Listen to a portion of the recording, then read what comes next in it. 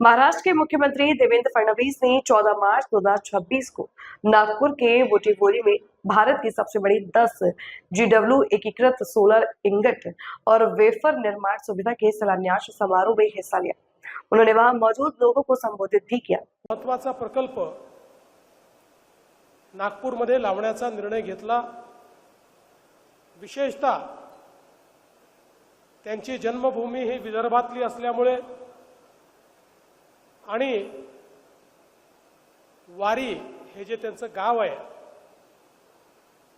त्या वारीच्या नावाने त्यांनी ग्लोबल कंपनी सुरू केली। जगाच्या 29 देशांमध्ये ते आज ऑपरेट करतात, एक्सपोर्ट करतात आणि त्याच वेळी त्यांच्या मनात ही संकल्पना होती की आपल्या विदर्भामध्ये देखील आपल्या जन्मभूमीत आपण काहीतरी केलं पाहिजे आणि म्हणून त्यांनी हा निर्णय घेतला। डावोसमध्ये आम्ही करार केला आणि रेकॉर्ड वेळेमध्ये आज त्यांनी या प्रकल्पाचं या ठिकाणी भूमिपूजन केलं। त्याबद्दल मी त्यांचे आणि दोषी परिवाराचे मनापासून आभार मानतो।